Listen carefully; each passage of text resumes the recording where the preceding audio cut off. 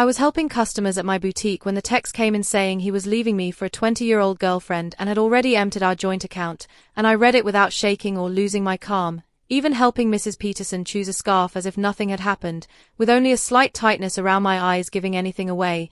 After she left with her purchase wrapped in our signature silver paper, I replied with a simple good luck. Because at 38, after 12 years of marriage, I had just received the coldest goodbye imaginable. Yet while Mark was likely celebrating his dramatic exit and picturing me broken by his betrayal, I was quietly closing my boutique for the day, fully aware the warning signs had been piling up for months. His late nights that didn't match his pay, sudden phone password changes, obsessive gym visits, and new clothes meant to chase lost youth. And 3 months earlier I had found a receipt for an expensive dinner for two on a night he claimed to be working late, which led me to open a separate bank account and later agree happily to combine our finances while I had already moved my personal savings elsewhere, leaving the joint account exactly where he thought it was. He thought he had drained everything, but the account held only enough to look normal, about 2 months of routine deposits, while the rest of the money was safely set aside along with clear records of every questionable transaction he'd made over the past year. Then my phone buzzed again with a message telling me not to beg because he and Melissa were leaving tomorrow and he'd collect his things later. And I immediately knew it was the young receptionist from his office, the same girl I'd seen at the Christmas party laughing too hard at his jokes and touching his arm when she thought no one noticed, young enough to believe she was special. So instead of replying I called my lawyer, the one I'd spoken to 2 months earlier after finding hotel charges on our credit card, and calmly told her it was time because he had finally made his move, to which she said the papers were ready and asked if I wanted him served in Miami. And I told her there was no rush and to let him enjoy his victory a little longer, especially after his next text tried to belittle me by saying I wasn't getting any younger and at least I had my little shop to distract me, a comment that almost made me smile because that little shop was the successful boutique I had built from nothing, earned more than his job ever did, and whose profits I had always kept completely separate from our shared finances. I smiled as I pictured the certified letters waiting for him in Miami and decided to let him enjoy his brief sense of victory, spending the evening in our house. My house, inherited from my grandmother and kept in my name despite Mark's constant pressure to add him to the deed, another instinct that had clearly saved me, while gathering documents for my lawyer, during which I came across our wedding album and barely recognized the man he used to be before his midlife crisis turned him into someone desperate and insecure, now squeezing into tight shirts, forcing himself into the world of much younger co-workers, and using slang that sounded embarrassing on a 45-year-old man, all while my phone kept lighting up with his messages claiming he had planned this for months, insisting Melissa understood him better than I ever did, assuring me I'd be fine, suggesting I find someone my own age, and saying his family agreed we had simply grown apart, as if rewriting the story would somehow make his betrayal feel reasonable. I took screenshots of every message and saved them to my evidence folder, letting him dig himself deeper because my lawyer would appreciate his careless admission that he planned everything, proudly emptied our account, and then casually mentioned using the joint credit card to book flights and a hotel as his so-called parting gift, which was exactly the opening I needed. So I immediately called the credit card company, reported the charges as fraud, listed the first-class tickets to Miami and the hotel booking, and requested the card be cancelled and my husband removed as an authorized user, explaining I had text messages proving he used the card to travel with his girlfriend after draining our funds, and while the representative stayed professional, I could hear the quiet satisfaction as she reversed the charges, meaning Mark and Melissa would reach the airport the next day only to find their tickets invalid and their hotel gone. Right before my phone buzzed again with his final message saying not to worry about the house because he would let me stay there, unaware it had never been his to give. I actually laughed at that message because it was almost impressive how confident he sounded while being completely wrong, as if he truly believed he had any claim to my grandmother's house or that his ego had erased the fact that my name alone was on the deed. And when another text followed suggesting we negotiate a fair payment for my half of the boutique, I had to shake my head at the nerve of it, since the business was entirely mine, built, funded, and grown by me while he dismissed it as a hobby and complained about my long hours. So I poured myself a glass of the good wine I'd been saving and decided this moment more than qualified, knowing that tomorrow Mark would be forced to face some uncomfortable truths about property law and separate assets. But for that night I enjoyed the calm and planned my future. And by morning his messages had turned angry and frantic as he demanded to know why the credit card no longer worked and why the airline and hotel had cancelled everything, which I ignored as I silenced my phone, went to my boutique on a busy Friday, and unpacked a fresh delivery of designer handbags, reminded that life keeps moving forward even when someone else's carefully planned exit falls apart. Around noon his mother called and sweetly said Mark had told them everything about how controlling I supposedly was, how I pushed him away, and how I was now being vindictive by ruining his travel plans. So I put her on speaker while adjusting a window display and calmly asked if he had mentioned emptying our joint account or using our credit card to book flights and a hotel for himself and his girlfriend, which was met with silence before she awkwardly claimed he said I left him no choice. Because I'd been cold and distant, and I replied that I had his texts and could read aloud the ones where he bragged about taking our money or mocked my age if she liked, after which there was another long pause and she admitted he had sounded cruel and that she had already told him one of his messages was inappropriate, and I simply thanked her for calling before ending the conversation. I ended the call by saying I'd always liked her but my lawyer advised minimal contact during the proceedings, which clearly surprised her since she hadn't realized things had already gone that far.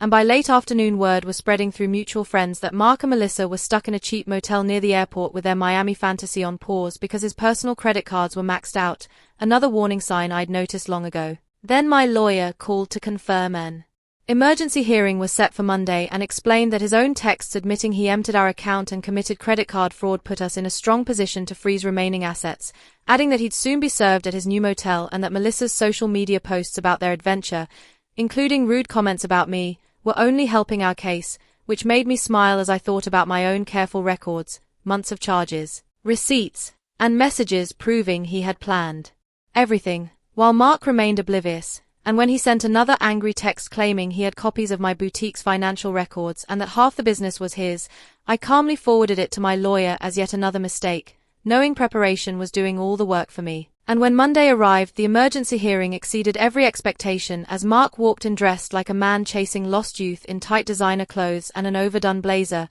with Melissa waiting outside the courtroom, her age difference impossible to ignore under the unforgiving courthouse lights.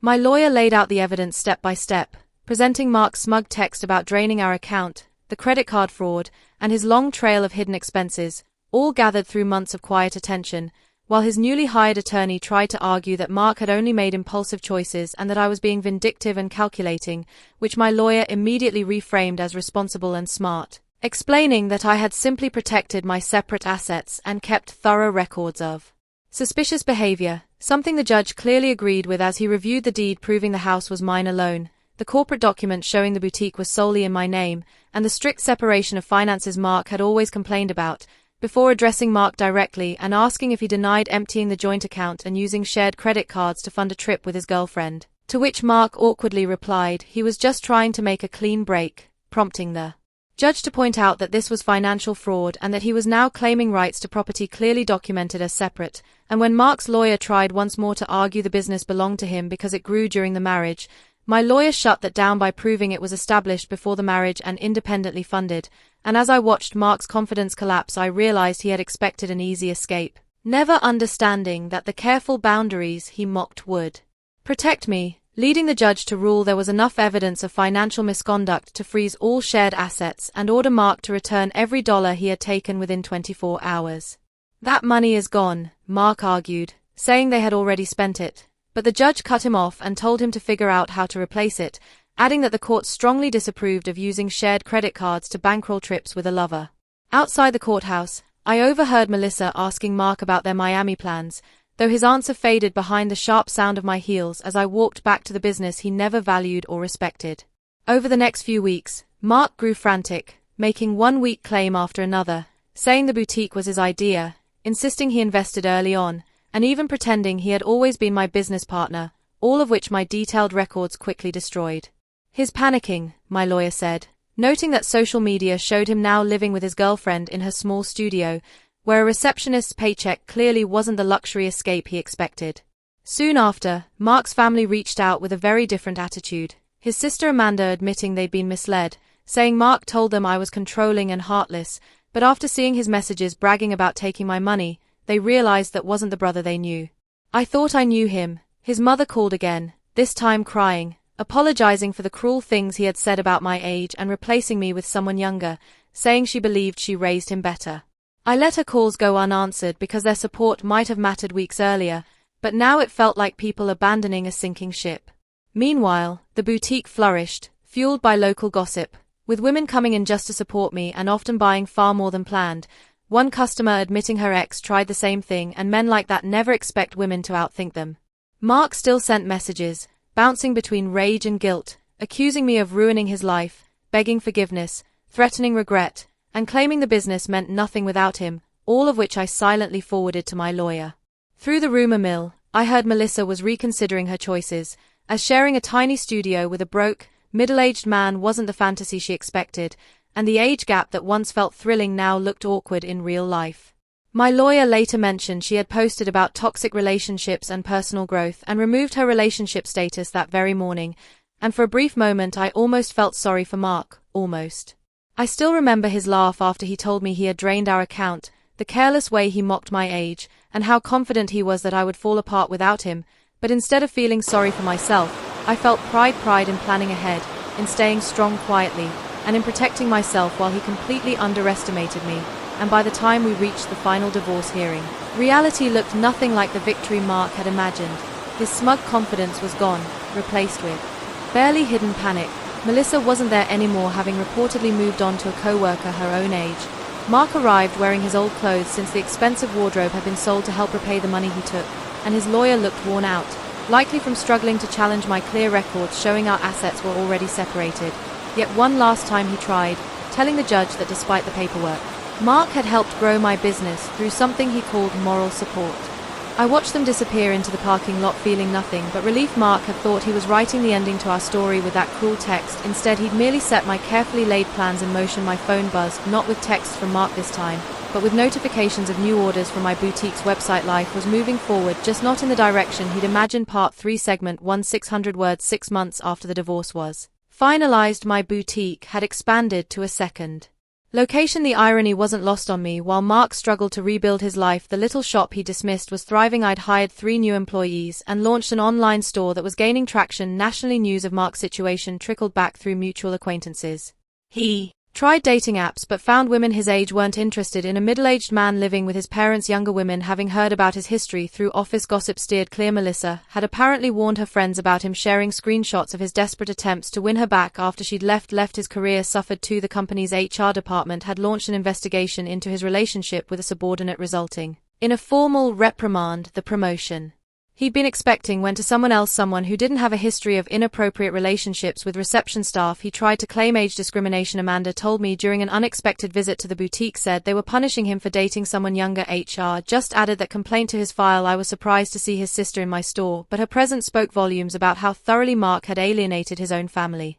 I know we didn't support you at first, she admitted, running her fingers over a silk scarf. He played the victim so well, but watching how he handled everything, how he acted afterward, I'm ashamed we ever believed him. My lawyer kept me updated on Mark's continued attempts to challenge the divorce settlement. Each petition was denied, his claim of unfair distribution dismissed based on the evidence of his own actions. He actually tried arguing that his text about emptying the account was just a joke, she told me, laughing. The judge asked if haha made theft less illegal. The boutique's success brought unexpected validation. Local business magazines wanted to feature my story not as a scorned wife but as a savvy businesswoman who protected her interests. Young entrepreneurs asked for advice about keeping business and personal finances separate. The best protection is preparation, I told one young woman who reminded me of Melissa, and always trust your instincts. Mark's mother called occasionally, usually after he'd done something particularly self-destructive. He tried online gambling, hoping for a quick fix to his financial problems. He'd gotten involved with a pyramid scheme that promised fast returns. Each attempt to recover his former lifestyle just dug him deeper into trouble. I don't know where we went wrong with him, she sighed. During one call, his father and I offered to help him get back on his feet if he'd just take responsibility for his actions, but he's still blaming everyone else. You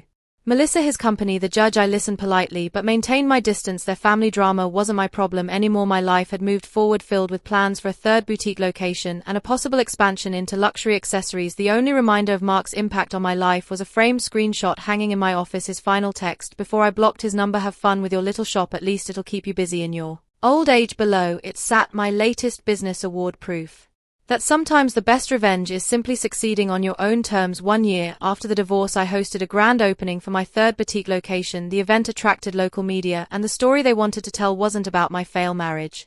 It was about a successful businesswoman expanding her brand. Mark's betrayal had become a mere footnote in my success story. During the event, Melissa unexpectedly walked in. She looked younger than ever, or maybe I just felt that much stronger. She shifted, uncomfortably clutching her purse like a shield. I owe you an apology, she said quietly. I believed everything he told me about how you were cold contra-rolling, how you didn't support his dreams. Then I watched him try the same manipulation tactics on me. When things got tough, I continued arranging a display of designer sunglasses. Those weren't his dreams, Melissa, they were escapes. There's a difference, I know that now. She paused, then added, he tried to move in when you froze the accounts, thought my studio apartment would be temporary. After 2 weeks of him complaining about the size of my closet and suggesting I take out a loan for a bigger place, I understood what you meant about the difference between dreams and escapes. I actually laughed at that. Let me guess, he had big plans, but no way to fund them. Exactly. Everything was going to work out once his investments paid off, once he got that promotion, once his cryptocurrency definitely increased in value. She shook her head. I'm dating someone my own age now. We have student loans and a small apartment, but at least we're building something real. After she left, my assistant manager whispered, was that the girlfriend? No.